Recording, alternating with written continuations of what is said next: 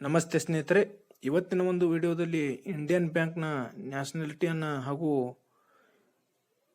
Age limit, education qualification, ಅದೇ ರೀತಿ ಎಕ್ಸ್ಪೀರಿಯನ್ಸ್ನ ನೋಡೋಣ ಸ್ನೇಹಿತರೆ. ಇದಕ್ಕಿಂತ ಮುಂಚಿನ ಒಂದು ವಿಡಿಯೋದಲ್ಲಿ ಇಂಡಿಯನ್ ಬ್ಯಾಂಕಿಗೆ ಸಂಬಂಧಪಟ್ಟಂತಹ ಕ್ಯಾಟಗರಿ ವೈಸ್ ಪೋಸ್ಟ್ಗಳ ವಿವರಗಳನ್ನು ಒಂದು ವಿಡಿಯೋನ ಮಾಡಿದ್ದೀನಿ. ಯಾರ್ಯಾರು ಆ ಒಂದು ವಿಡಿಯೋನ ನೋಡಲು ಆ ಒಂದು ವಿಡಿಯೋನ ಕೂಡ ನೋಡಿ. ಈ ಒಂದು ಎಂಡ್ ಸ್ಕ್ರೀನಲ್ಲಿ ಆ ಒಂದು ವಿಡಿಯೋನ ಹಾಕಿರ್ತೇನೆ ಸ್ನೇಹಿತರೆ. ಇನ್ನು ವಿಡಿಯೋನ ಶುರು ಮಾಡೋಣ. ಮೊದಲಿಗೆ ನೋಡಬಹುದು ಸ್ನೇಹಿತರೆ, ಎಲಿಜಿಬಿಲಿಟಿ ನ್ಯಾಷನಾಲಿಟಿಯನ್ನು ನೋಡುವುದಾದರೆ, ಸಿಟಿಸನ್ಶಿಪ್ ನೋಡುವುದಾದರೆ ಮೊದಲಿಗೆ ಎ ಸಿಟಿಸನ್ ಆಫ್ ಇಂಡಿಯಾ ಅಂತ ಕೊಟ್ಟಿದ್ದಾರೆ ಸ್ನೇಹಿತರೆ.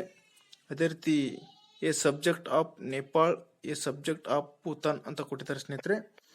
ಅದೇ ರೀತಿ ಇಲ್ಲಿ ಕೆಳಗೆ ಇನ್ನೂ ಕೆಲವು ಇನ್ಫಾರ್ಮೇಷನ್ಗಳನ್ನು ಕೊಟ್ಟಿದ್ದಾರೆ ಸ್ನೇಹಿತರೆ. A Tibetan refuge who come over to Indian before 1st January 1962 with the intelligence of criminality setting in India ಅಂತ ಕೊಟ್ಟಿದ್ದಾರೆ. ಇದರ ಬಗ್ಗೆ ನೋಡುವುದಾದ್ರೆ ಸ್ನೇಹಿತರೆ, ಟಿಬೆಟ್ನಿಂದ ವಲಸೆ ಬಂದಿರುವಂತಹ ಕೆಲವು ವಲಸೆಗಾರರು ಅಂದರೆ 1st January 1962ಕ್ಕಿಂತ ಅಂದರೆ ಮೊದಲು ಬಂದಂತಹ ಒಂದು ವಲಸೆಗಾರರು ನಿರಾಶ್ರಿತ ಉದ್ದೇಶಕ್ಕಾಗಿ ಬಂದಂತಹ ಒಂದು ವಲಸೆಗಾರರಿಗೂ ಅವಕಾಶ ಇರುತ್ತದೆ. ಅದೇ ರೀತಿ ಇಲ್ಲಿ ನೋಡಬಹುದು ಸ್ನೇಹಿತರೆ, Pakistan, Burma, Sri Lanka, East Africa countries of Kenya, Uganda, the United Republic of Tanzania, properly Tanganyika and Zanzibar, Zambia, ಮಾಲಿವ್,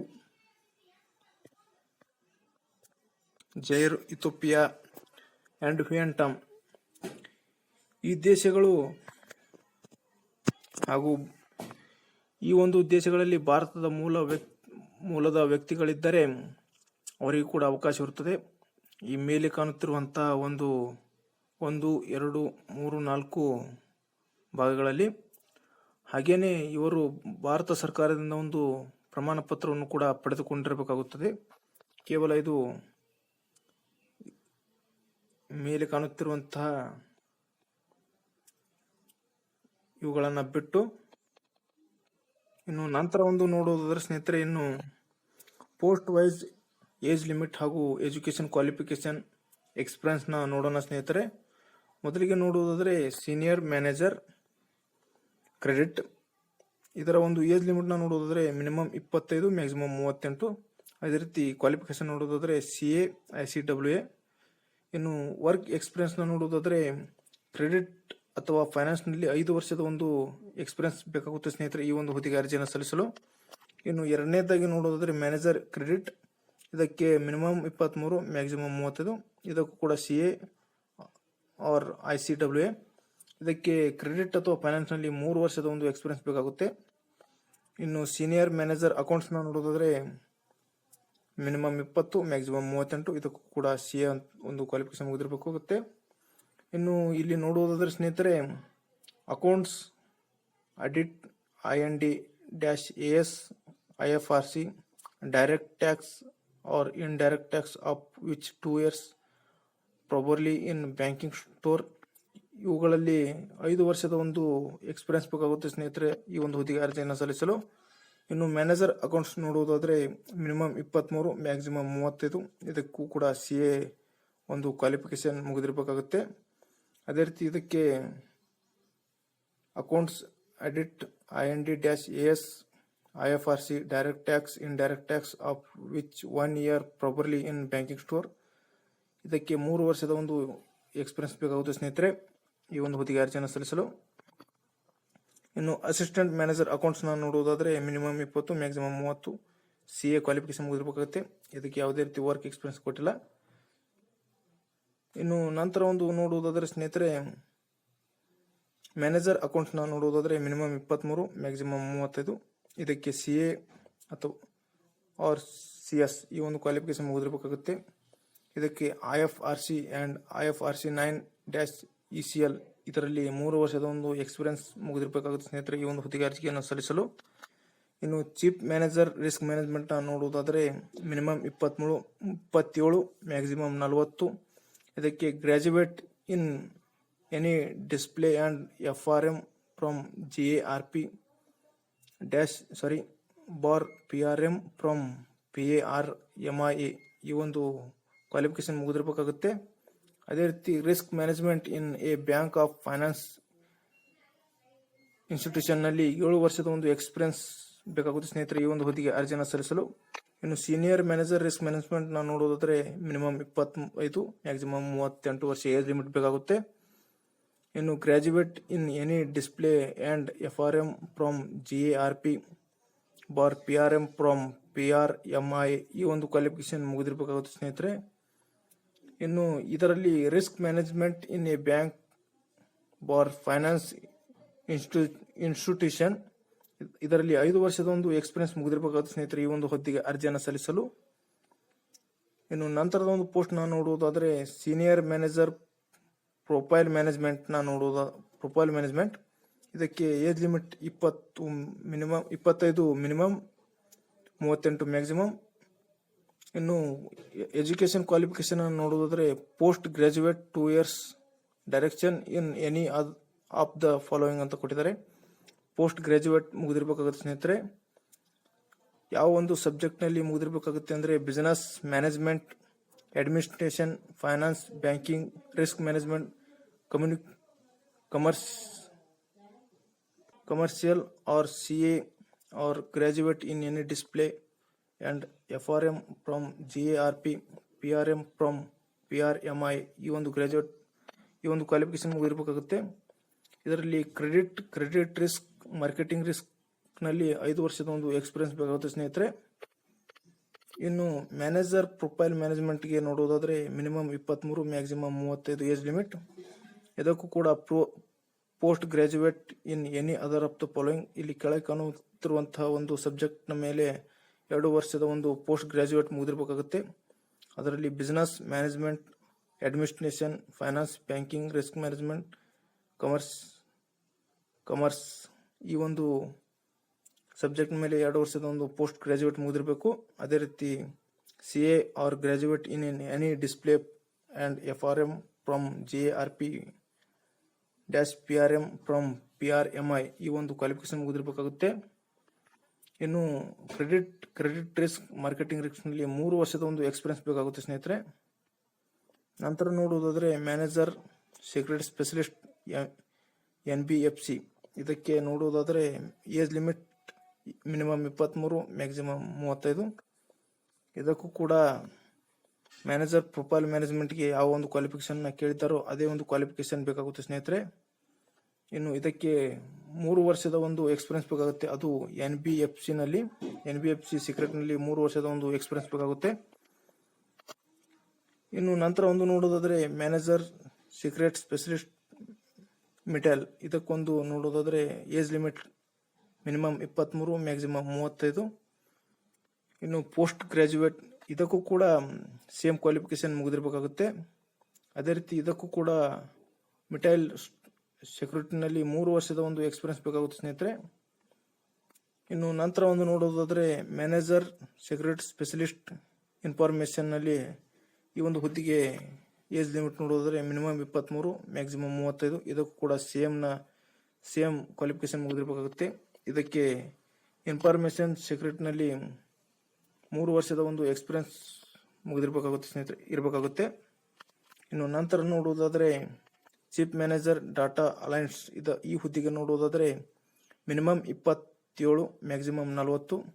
ಇದಕ್ಕೆ BTech, BE, MTech, ME in computer science, IT, data science, machine learning and AI from the AICTE or UGC reconciled university. It is the disable to have diploma or PG diploma in data science. ಇಲ್ಲಿ ಕೊಟ್ಟಿರುವಂತಹ ಕೆಲವು ಕೋರ್ಸ್ಗಳನ್ನು ಮುಗಿಸಿರ್ಬೇಕಾಗುತ್ತೆ ಸ್ನೇಹಿತರೆ. ಅದೇ ಈ ಒಂದು ಹುದ್ದೆಗೆ qualification. ಇನ್ನು ಇದಕ್ಕೊಂದು ಎಕ್ಸ್ಪೀರಿಯನ್ಸ್ನ ನೋಡುವುದಾದರೆ ಅಲೈನ್ಸ್ ಆ್ಯಂಡ್ ಡಾಟಾ ಸೈನ್ಸ್ನಲ್ಲಿ 5 ವರ್ಷದ ಒಂದು ಎಕ್ಸ್ಪೀರಿಯನ್ಸ್ ಇರಬೇಕಾಗುತ್ತೆ. ನಂತರ ಸೀನಿಯರ್ ಮ್ಯಾನೇಜರ್ ಡಾಟಾ ಅಲೈನ್ಸ್ಗೆ ನೋಡುವುದಾದರೆ ಮಿನಿಮಮ್ 25 ಮ್ಯಾಕ್ಸಿಮಮ್ 38 ವರ್ಷ ಬೇಕಾಗುತ್ತೆ. ಇದಕ್ಕೂ ಕೂಡ ಸೇಮ್ ಕ್ವಾಲಿಫಿಕೇಶನ್ ಮುಗಿದಿರಬೇಕಾಗುತ್ತೆ ಸ್ನೇಹಿತರೆ. ಇಲ್ಲಿ ಮೇಲಿರುವಂಥ ಚೀಫ್ ಮ್ಯಾನೇಜರ್ಗೆ ಯಾವ ಕ್ವಾಲಿಫಿಕೇಶನ್ ಬೇಕೋ ಇದಕ್ಕೂ ಕೂಡ ಅದೇ ಕ್ವಾಲಿಫಿಕೇಶನ್ ಬೇಕಾಗುತ್ತೆ. ಇದಕ್ಕೆ 3 ವರ್ಷದ ಒಂದು ಎಕ್ಸ್ಪೀರಿಯನ್ಸ್ ಬೇಕಾಗುತ್ತೆ ಸ್ನೇಹಿತರೆ, ಅದೇ ಸೇಮ್. ಇನ್ನು ನಂತರ ನೋಡುವುದಾದರೆ ಮ್ಯಾನೇಜರ್ ಸ್ಟ್ಯಾಟಿಸ್ಟಿಕ್, ಇದಕ್ಕೆ ಏಜ್ ಲಿಮಿಟ್ ನೋಡುವುದಾದರೆ 25 ಮಿನಿಮಮ್, 35 ಮ್ಯಾಕ್ಸಿಮಮ್. ಇದಕ್ಕೆ ಪೋಸ್ಟ್ ಗ್ರಾಜ್ಯುಯೇಟ್ ಡಿಗ್ರಿ 2 ಇಯರ್ಸ್, 2 ವರ್ಷದ ಒಂದು ಪೋಸ್ಟ್ ಗ್ರಾಜ್ಯುಯೇಟ್ ಡಿಗ್ರಿ ಮುಗಿದಿರಬೇಕಾಗುತ್ತೆ. ಅದು ಸ್ಟ್ಯಾಟಿಸ್ಟಿಕ್ ಆ್ಯಂಡ್ ಅಪ್ಲೈಡ್ ದ ಸ್ಟ್ಯಾಟಿಸ್ಟಿಕ್ನಲ್ಲಿ ಈ ಎರಡರಲ್ಲಿ ಪೋಸ್ಟ್ ಗ್ರಾಜ್ಯುಯೇಟ್ ಡಿಗ್ರಿ ಮುಗಿದಿರಬೇಕು. ಇದಕ್ಕೆ 3 ವರ್ಷದ ಎಕ್ಸ್ಪೀರಿಯನ್ಸ್ ಬೇಕು. ಅದು ಯಾವ ಒಂದು ಸಬ್ಜೆಕ್ಟ್ಗೆ ನೋಡುವುದಾದರೆ bank, finance institution, PSU, corporate in the field of data handling, data alliance, data information statistic. ಇದರಲ್ಲಿ 3 ವರ್ಷದ ಒಂದು ಎಕ್ಸ್ಪೀರಿಯನ್ಸ್ ಮುಗಿದಿರಬೇಕಾಗುತ್ತೆ ಸ್ನೇಹಿತರೆ, ಇರಬೇಕಾಗುತ್ತೆ. ಚೀಫ್ ಮ್ಯಾನೇಜರ್ ಎಕನಾಮಿಸ್ಟ್, ಇದಕ್ಕೆ ನೋಡುವುದಾದರೆ ಮಿನಿಮಮ್ ಏಜ್ 27 ಮ್ಯಾಕ್ಸಿಮಮ್ 40. ಇದಕ್ಕೆ ಪೋಸ್ಟ್ ಗ್ರಾಜ್ಯುಯೇಟ್ 2 ವರ್ಷದ ಒಂದು ಪೋಸ್ಟ್ ಗ್ರಾಜ್ಯುಯೇಟ್ ಡಿಗ್ರಿ ಮುಗಿದಿರಬೇಕಾಗುತ್ತೆ. ಎಕನಾಮೆಟ್ರಿಕಸ್ ಈ ಒಂದು ಸಬ್ಜೆಕ್ಟ್ ಮೇಲೆ 2 ವರ್ಷದ ಪೋಸ್ಟ್ ಗ್ರಾಜ್ಯುಯೇಟ್ ಮುಗಿದಿರಬೇಕು. ಇದಕ್ಕೆ ಎಕ್ಸ್ಪೀರಿಯನ್ಸ್ ನೋಡುವುದಾದರೆ 7 ವರ್ಷ ಒಂದು ವರ್ಕ್ ಎಕ್ಸ್ಪೀರಿಯನ್ಸ್ನ ಕೇಳುತ್ತೆ. ಅದು ಯಾವ ಒಂದು ಡಿಪಾರ್ಟ್ಮೆಂಟ್ ಅಂತ ನೋಡೋಣ. Bank, finance institution, PSU, corporate with executive communication, working skill. ಈ ಒಂದು ಡಿಪಾರ್ಟ್ಮೆಂಟ್ನಲ್ಲಿ 7 ವರ್ಷದ ಒಂದು ವರ್ಕ್ ಎಕ್ಸ್ಪೀರಿಯನ್ಸ್ ಬೇಕಾಗುತ್ತೆ ನಿಮಗೆ.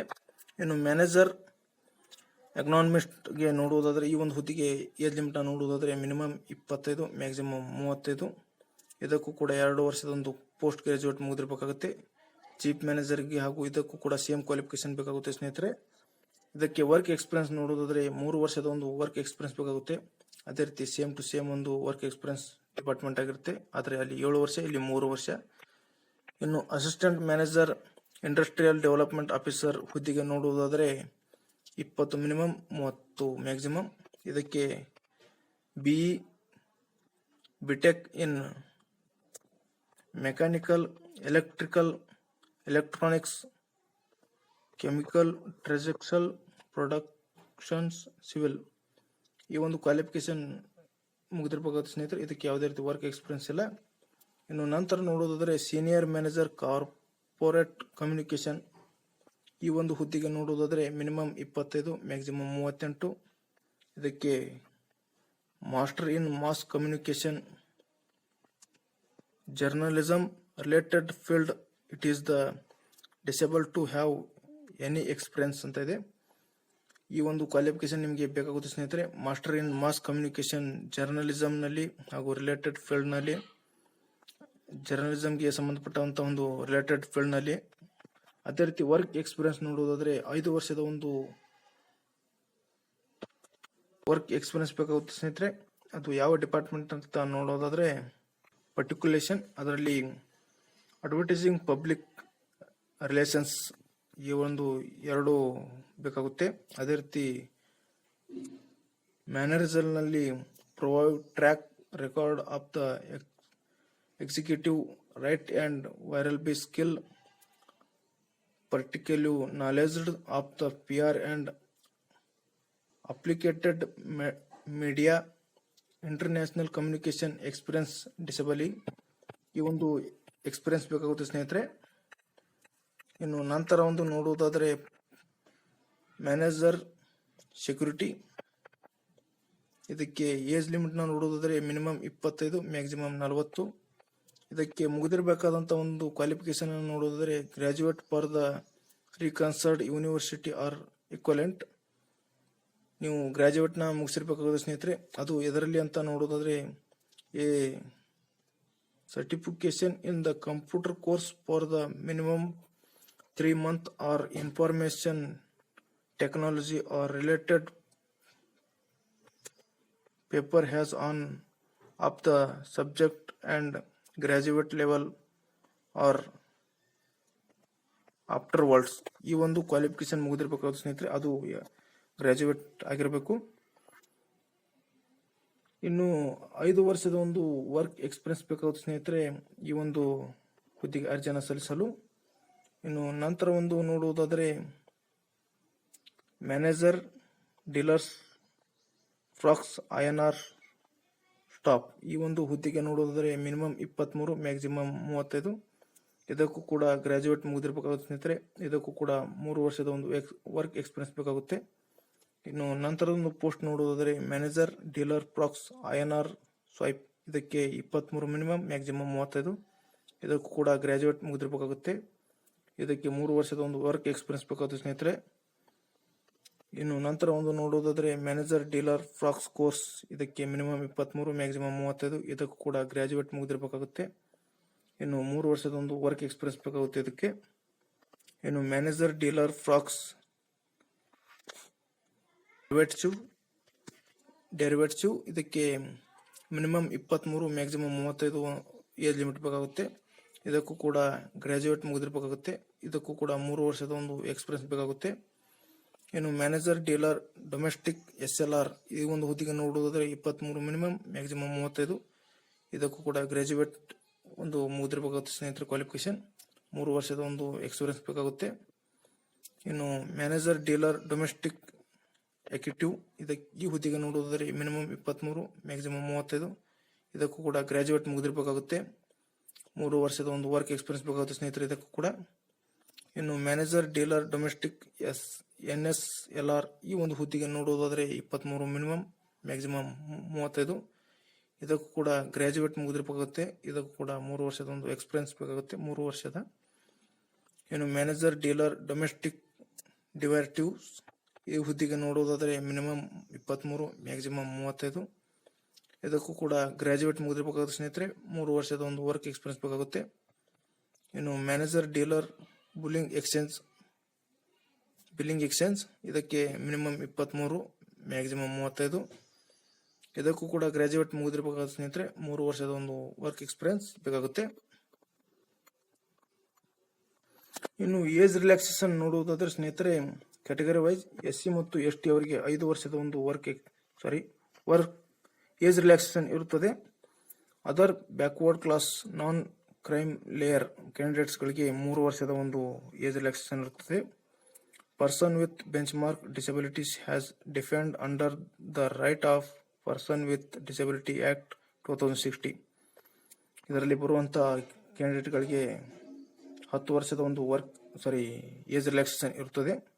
ಇನ್ನು ಎಕ್ಸ್ ಸರ್ವಿಸ್ ಮ್ಯಾನ್ಗಳಿಗೆ 5 ವರ್ಷದ ಒಂದು ಏಜ್ ರಿಲ್ಯಾಕ್ಸೇಷನ್ ಇರುತ್ತದೆ ಸ್ನೇಹಿತರೆ. ಅದೇ ರೀತಿ ಪರ್ಸನ್ ಅಫೆಕ್ಟೆಡ್ ಬೈ ದ 1984 ಅಂದರೆ 1994 ರೈಟ್ಸ್ನಲ್ಲಿ ಬರುವಂತಹ ಕ್ಯಾಂಡಿಡೇಟ್ಗಳಿಗೆ 5 ವರ್ಷದ ಒಂದು ಏಜ್ ರಿಲ್ಯಾಕ್ಸೇಷನ್ ಇರುತ್ತದೆ. ಈ ಒಂದು ಮಾಹಿತಿ ತಮಗೆ ಇಷ್ಟವಾದಲ್ಲಿ ನಮ್ಮ ಯೂಟ್ಯೂಬ್ ಚಾನಲ್ನ ಸಬ್ಸ್ಕ್ರೈಬ್ ಮಾಡಿಕೊಳ್ಳಿ. ಹಾಗೆಯೇ ಬೆಲ್ ಐಕಾನ್ ಕೂಡ ಕ್ಲಿಕ್ ಮಾಡಿ ಸ್ನೇಹಿತರೆ. ನಮ್ಮ ಟೆಲಿಗ್ರಾಮ್ ಗ್ರೂಪ್ ಕೂಡ ಇದೆ, ಅದಕ್ಕೂ ಕೂಡ ಜಾಯ್ನ್ ಆಗಿ. ಮುಂದಿನ ವಿಡಿಯೋದಲ್ಲಿ ಭೇಟಿಯಾಗುತ್ತೇನೆ ಸ್ನೇಹಿತರೆ. ಅದೇ ರೀತಿ ಇಂಡಿಯನ್ ಬ್ಯಾಂಕ್ಗೆ ಸಂಬಂಧಪಟ್ಟಂತಹ ಸೆಲೆಕ್ಷನ್ ಪ್ರೊಸೆಸ್ನ ಮುಂದಿನ ಒಂದು ವಿಡಿಯೋದಲ್ಲಿ ತಿಳಿಸಿಕೊಡುತ್ತೇನೆ. Thanks for the watching.